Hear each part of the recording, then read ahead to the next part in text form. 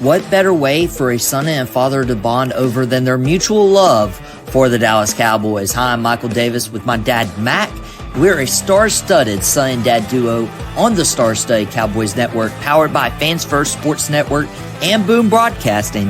And this is Dad and the Boys. Welcome back to Season 2 of Dad and the Boys. We want to say thank you guys for watching us during Season 1. All 39 episodes. Now it's episode 40. And we are on Boom Broadcasting. We are on Fans First Sports Network. And we appreciate you guys allowing us to have a couple of months of vacation. But we're getting right into football season.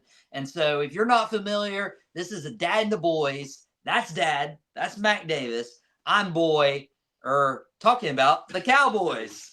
And so I'm Michael Davis, one of your co-hosts. And we got a special episode. We have a lot to catch up on. And we're going to do that over the course of several episodes. But we're so excited to finally be back, Dad. It feels so good. It does, son. It's awesome to be back, joined by Cowboys Nation. And guess what? We have a new member in Cowboy Nation.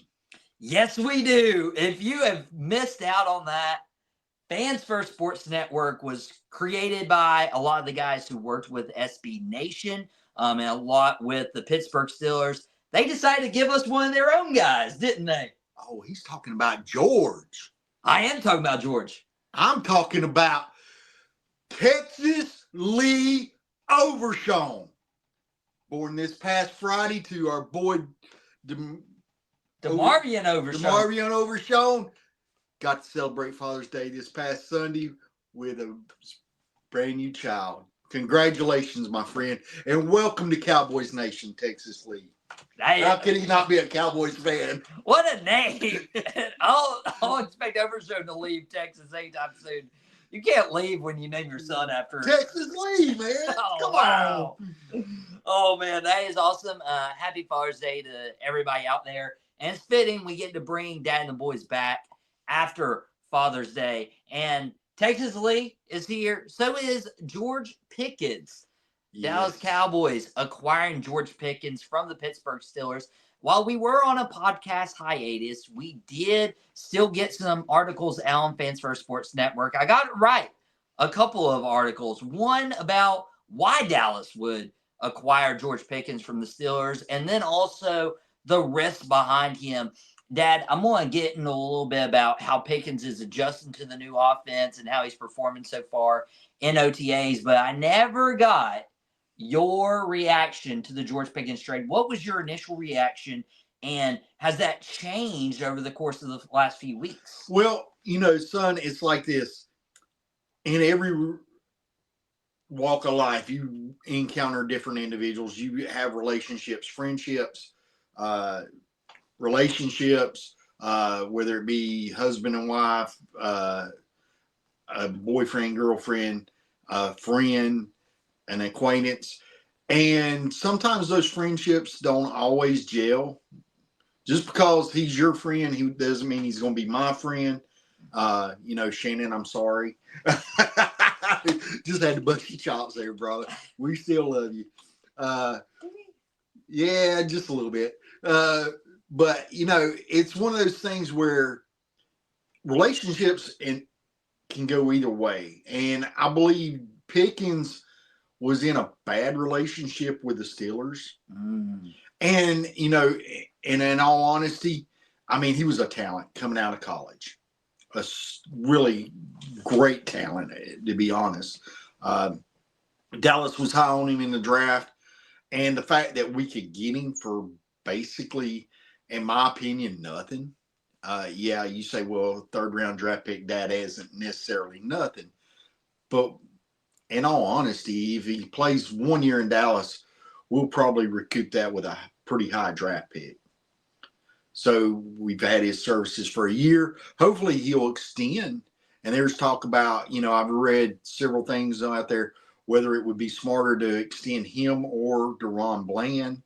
How do you feel about that? Because I did want to get into that because I also wrote an article on ffsn.com that the Cowboys might not bring Bland back. They might not. I mean, if you had to choose, don't get me wrong. I love both of these guys. I mean, me. If they're once they put on that star, they're beloved in my eyes. And so, I mean, what does he bring to the table? I mean, you saw Dak Prescott 2 years ago.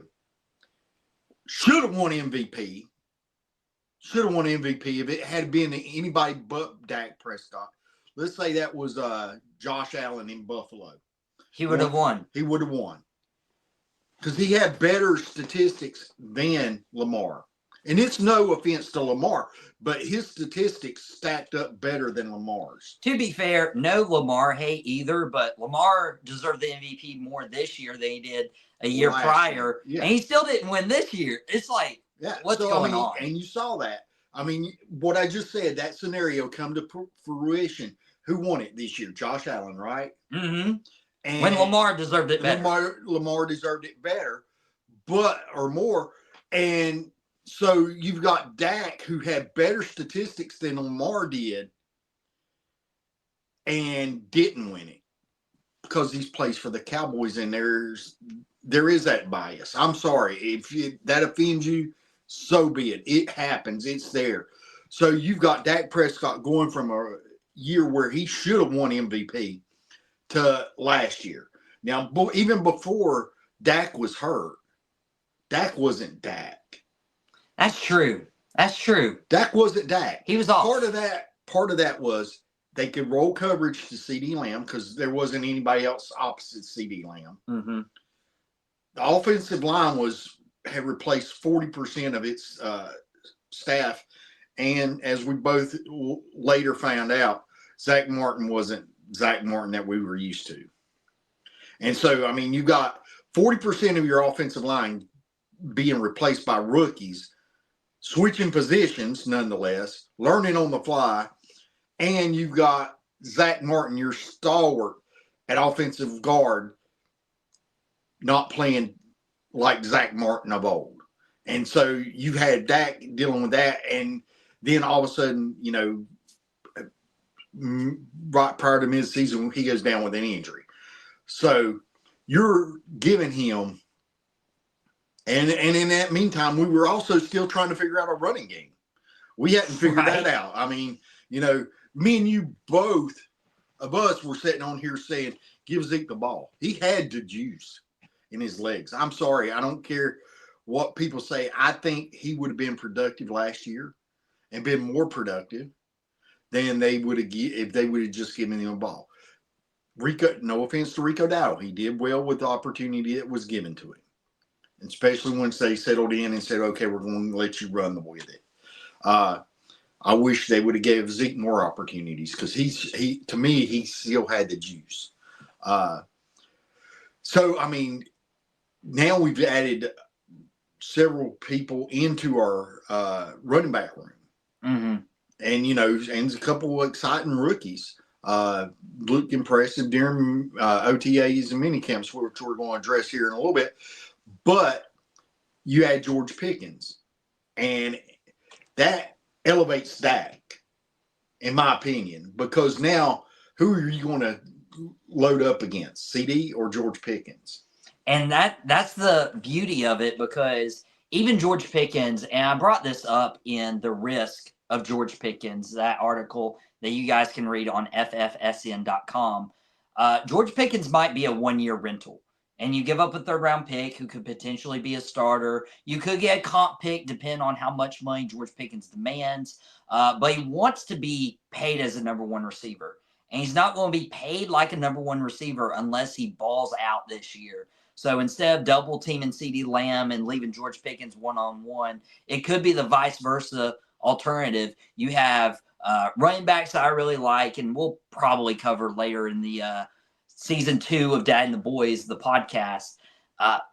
But you also have Jake Ferguson. You have other tight ends. You just have more options rather than CeeDee Lamb being the sole focus of that offense. But we always know there can be a player on a new team that doesn't gel, and that doesn't seem to be the case. Everything we hear from OTAs is Dak Prescott and George Pickens. They're already finding their connection. They're finding their connection, and let's just go ahead and get into OTAs. Well, you're a little rusty, Dad, because we gotta pay the bills. Okay, we gotta pay the bills. All right. We gotta pay the bills, and we gotta take a quick commercial break. If you're listening to us on Fans First Sports Network, if you're watching us on Boom Broadcasting, we'll be right back after this commercial break, and I'm going to get his opinion on what we need to do on the OTAs.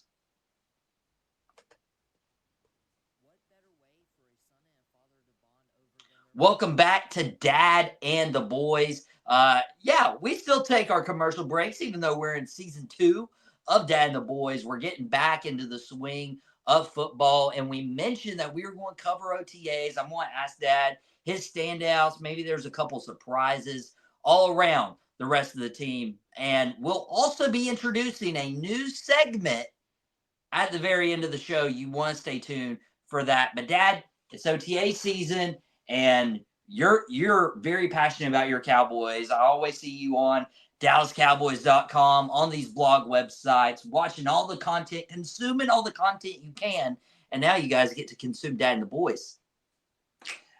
What is standing out to you about these OTAs? Okay, first of all, OTAs and mini camps, the mandatory mini camp for the entire team this past week, all guys were present. That's huge because That's huge. Micah doesn't have a contract yet, but he's still there. Micah doesn't have a contract. Trayon is trying to get over injury and rehabbing. And also, hey, look, you got your second round pick. Ezekwari, is that how I pronounce his name? Donovan Ezeraku. Ezeraku. He was there too and participating without a contract. He's the only draft pick that is not signed yet. And there's only been, don't freak out, Cowboys Nation, there's only been 2 second-round draft picks that have signed their contract in the NFL wide. There's a lot of contract disputes. And I covered. Well, it's everybody's saying that Cleveland and Houston kind of screwed the NFL on that one. They really did. And if you're not a Cowboys fan, you're still supporting it. I did drop an article about Shamar Stewart on FFSN about his contract dispute. So thankfully it's not one of those situations. But Ezeraku's still in the building, and it's very promising that players want to be there, especially with a first-year head coach like Brian Schottenheimer. Yeah, and so the big thing about minicamp and OTAs and the mandatory trainings and camps and stuff is, one, have full participation, have everybody there in the building. Whether they're out there on the field working out or not, they're actually building that team chemistry. And this year, it's very important.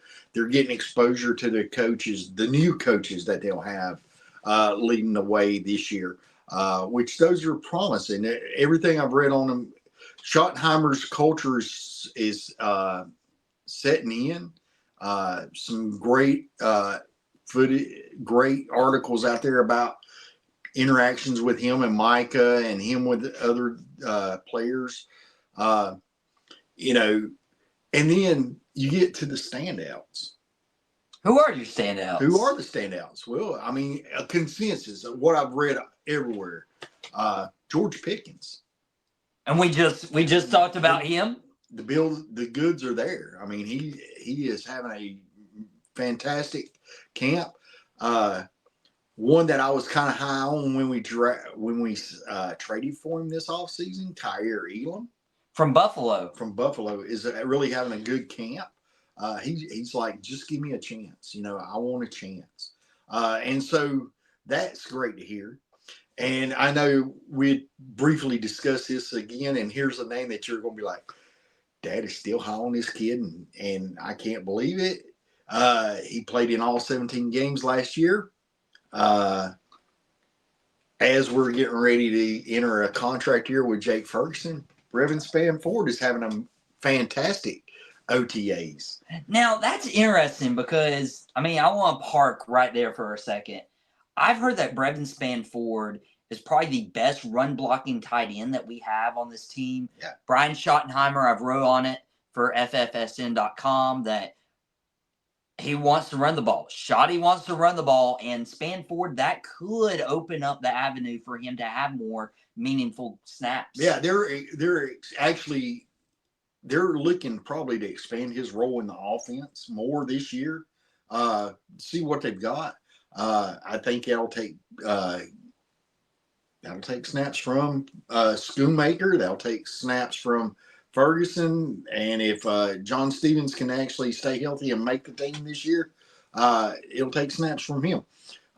He is ahead of that class right behind Ferguson and Schoonmaker, which Schoonmaker had a good year last year. Don't let that sleep. But you also have like the changing of the guard. And this is anytime you're in employment and, you know, your lead supervisor, your boss leaves, there's new management that comes in. They always have their guys versus the other person's guys. So like I know all about that. I mean, like Hunter Lipke, Luke Schoonmaker, some of these Mike McCarthy guys could translate well to the Schottenheimer offense, but then Schottenheimer wants to run the ball more, might favor a Brevin Spanford over a Schoonmaker. And keep in mind, though, when you're talking about the McCarthy guys, it isn't like our boy Schotty wasn't there. That's true. That's true. He's worked with all these guys. You know, he's been there for the last 2 years.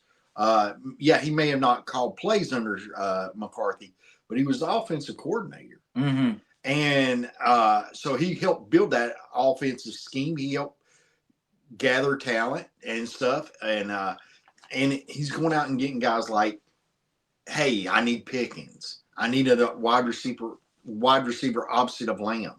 And Tolbert had a career year last year, but think of Tolbert going back from a number 2 in all essence back to a number 3 position for a wide receiver. Or you also have Kevontae Turpin. And you have Turpin. Who could be used at running back. Yeah. But, I mean, think of him and Blue on the same field at the same time. Talk about speed. That's one thing you can't coach is speed. But, yeah, Spanford, Kyer Elam. They say Kyer has been the defensive MVP of OTAs. Mm. And Pickens has been offensive MVP, which is great because those are investments that you made over the off season, and these guys are coming in and they're hitting their stride as some of our veterans are trying to regain their footing, you know, getting past injury. Another name that's popping out is the kid that we acquired from. We didn't get him in trade. We actually signed him. The linebacker that is from Chicago. There's Jack Sanborn. Yeah, there's with his knowledge of Matt Eberflus, that he could very well be our leading tackler this year. And I saw that, and you know, it's very interesting because we've seen scenarios like that. Mike Zimmer comes to be our defensive coordinator. Who's the linebacker they relied on? Eric Kendricks, who was familiar with Zimmer's system. So, like, anytime you have a new defensive coordinator, it's basically pairing up an offensive coordinator with a familiar quarterback. That's the same with a defensive coordinator and a linebacker. There's somebody who is already ahead of the rest of the linebacking core, knowing the system. They're usually favored more, and it's quicker to get them adjusted. Well, and the thing about Eberflus he had fans in the building, let's face it, from his time here before. And when he left to go to Indianapolis, they did not want to lose him. Mm-hmm. And so he's been known as the linebacker whisperer throughout the league. And so Dallas is thinking, wow, I'm going to get probably him to be paired with where's our 2 best defenders on the field? Micah Parsons and Marvin Overshown. And Overshown's going to be coming back from a knee injury. And so if you can elevate their game, you know, with this, and you also throw in Sanborn, you throw in Murray Saliafowl, and you've also got that kid Murray that you traded for from Tennessee. I really like Murray. So I mean, and you give them to Eberflus, all of a sudden that linebacker room you started adding talent to, and that's what we need. And so I mean, just linebackers get in the right position and get your other guys in the right position. Defensive line, secondary, and it runs a lot smoother. And that's what you can talk about, So I guess the biggest highlight of the whole OTAs, and I know we highlighted players, but I'm honestly going to say Schotty.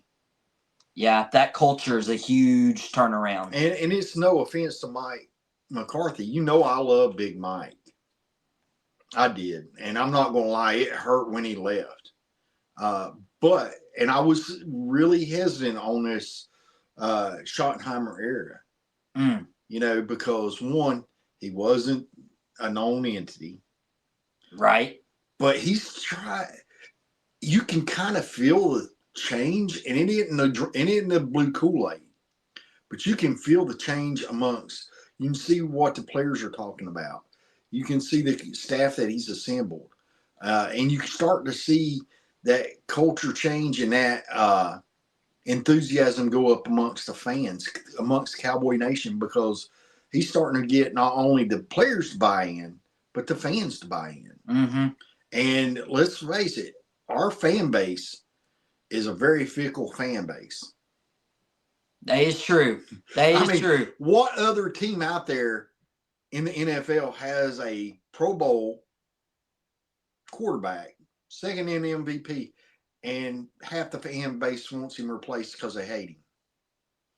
It's ridiculous. So I will say this as we go on, Dad and the Boys, season 2. We're not replacing Dak Prescott. He's okay. He has job security, much like we have job security. And they talk about the kid Joe Milton that we acquired as a backup. But they're saying that he's looked good in OTAs. There was one session where his biggest thing was accuracy. In one session, I think he went like 8 for 9 or 8 for 8. Pretty good. Not a bad day at the office, Yeah. And so we'll keep covering the training camp and OTAs, mini camp, as we keep going through the summer, waiting for football to get back. But we are back. And Dad, is that right? You have a new segment for us? I do. Have to get my specs out here. Sorry, y'all. It's a product of getting old. While we were on vacation, I decided to make a little purchase. And I was like, I feel, being a fan since like the early 70s, not giving away my age here, the early 70s, I knew a lot about the team. And young pup here, I was like, let's see if I can increase his knowledge of America's team. And so I decided to make a little purchase here called Team Trivia Challenge with the Cowboys. And so I was like, well, it's cards and it's got a few questions on it. And I figured we'll take a card and we'll pick a couple questions each week or each episode, and we'll just call it, what did you say, stump or bump? Stump or bump. Stump or bump. So my goal is to stump him, and hopefully his goal is to get bumped. Hey, I like a good fist bump. Okay, so this is your goal. That was my freebie. That was my freebie. All right. All right. So you ready? I'm ready. I'm ready. Just don't rip up my birth certificate. We don't need to do any of that in season 2. All right. So again, first question on Stump or Bump. What made Texas Stadium one of the NFL's most unique stadium upon opening? Is it because they hosted the Cotton Bowl? Is that right? Nah. I stumped him right out the gate. Oh, you're making me look dumb. What? I stumped him right out the gate. What did I tell you? And what feature did, I'll give him a little hint, what feature from Texas Stadium translated to AT&T? The Star. Not the Star. What feature? The feature of the stadium. What did they do on sunny days? Oh, they opened it up. They opened the roof. They opened a partially domed roof, so God can see his favorite team, America's team, the Dallas Cowboys. Well, you got a chance at redemption. All right.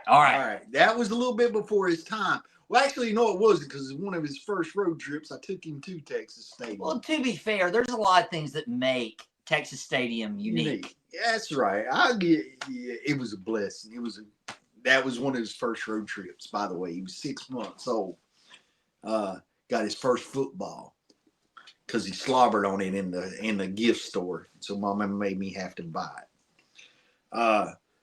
What defensive end was the first player in NFL history to win 5 Super Bowls? What defensive end in NFL history? He did not win them all with Dallas. Okay, because that would have been a 70s to 90s. That's a big gap. What defensive end? But he won some of these with the Cowboys because it's obviously Cowboys trivia. He won a couple with the Cowboys. We got him from Shannon's team. Charles Haley. Charles Haley. Yes. All right. So, I'd say we do one more. You want to do one more? One more. Okay. All right. So, who holds the Dallas Cowboys single season record for rushing yards with 1,845 yards? Do you need a year? I don't want a year. I mean, I feel like if I had a year, I'd give it away because Emmitt Smith, he had the rushing record all time, but he played a while. He played a while. I want to say Zeke led the league in rushing a lot, but I don't know if Zeke. I think he led it twice. He was top. I don't know if he ever had like 18. I think he capped out at 1,600. I remember writing an article and had like a career high of like 1,600 or so. So hold on. It was in your lifetime. It was in my lifetime. It wasn't Barber. It wasn't Felix. It wasn't. Is it DeMarco Murray? It's DeMarco Murray. Yeah, there you go. Way to go, boy. Way to go. 2 out of 3 ain't bad. Hey, that's good enough for me. If he was in baseball, we'd call him an all-star. Yes, he would. So that's our new segment, Stumper Bump. I got 2 fist bumps, and so I'm rocking, ready to go. But guys, it's felt so good to be back on Dad and the Boys for Boom Broadcasting, for Fans First Sports Network. You can get your video feed on one, your audio feed on the other. And I'm gonna be slowly coming back into the podcasting game. But we're getting all the content out for you wherever you consume this. So I got one last question, and this one is gonna probably stump him. All right. So when we're doing Starstruck with Dad. Hey, that's your schedule. That's your schedule. We'll let you guys know when Starstruck comes back. We'll get it going. I gotta get this top 100 down before I'm 100. Well, you gave away your age a little bit. You may have fibbed a little too. So, it's okay, Dad. Well, I'm a little rusty, but thank you for watching Dad and the Boys Season 2 premiere, Episode 40 on on Boom Broadcasting, listening on Fans First Sports Network. I'm Michael Davis. This was my dad, Mack, the host of Starstruck. And remember, this isn't our first rodeo. And we'll catch you here next time. Not bad, right? Not bad. Not bad. Not bad. All right. Bye, guys. Bye.